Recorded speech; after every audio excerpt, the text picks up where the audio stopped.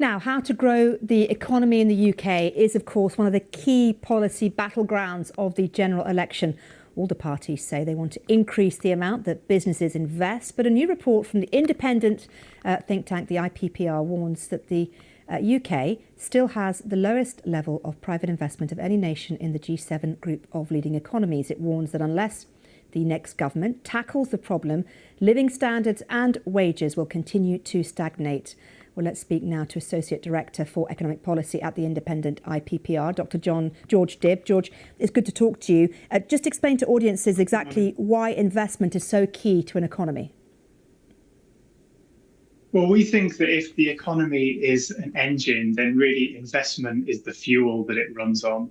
So when we talk about investment, we're thinking about the things that the government buys. So that might be equipment or building new hospitals, new roads, railways, broadband infrastructure.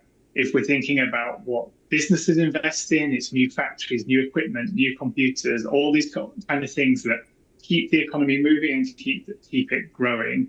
And unfortunately, on the data that we analysed and have released this morning, it shows that the UK is bottom of the G7 on those measures. So we're bottom of the G7 on total investment, that's investment across the economy, and we're bottom of the G7 on business investment, which is really concerning.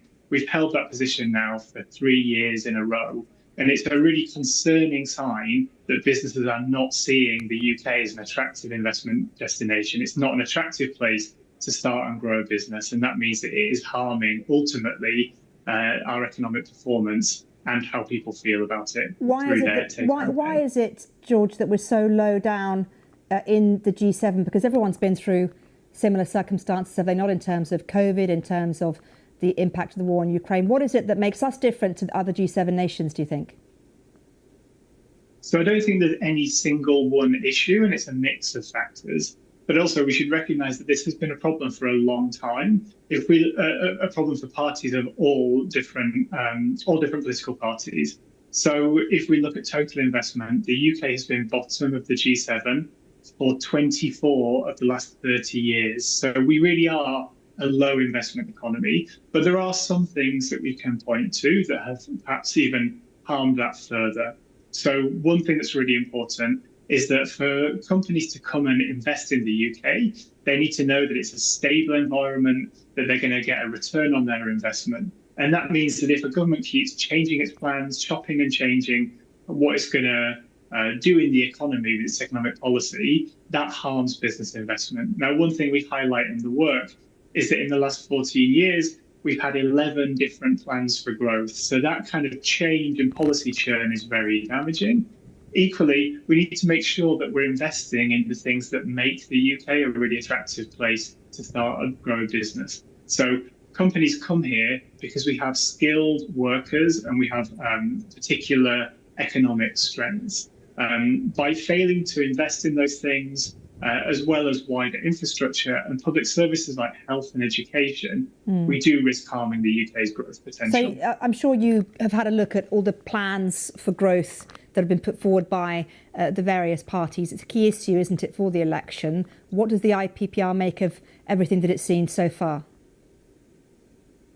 So you're absolutely right that both parties have made it a really big part of their election campaign. And in fact, all the parties across the spectrum have talked about how to boost economic growth. And it's brilliant that now that parties are recognising that this is a big problem, but it's also it's time to make that desire, that wish for growth a reality. So one thing that we've talked about and that we've seen some of the parties pick up is IPPR have been proposing for a long time that we need a serious industrial strategy, one that can pick areas of the economy that we know need to grow, and we think we should align those to net zero, the parts of the economy that we know are going to help us decarbonise our economy, and to support those. We've recently done some work, and it's been backed by the CBI and the manufacturing trade body Make UK, that talks about a green industrial strategy to help grow the rich economy. And we can see that some of those ideas are now being picked up. Okay. One thing goes. Go on. No, very, very briefly, go on. I was just going to say that one of the things that we look at in the paper is that both Conservative and Labour parties, though, are planning on cutting public investment after the election.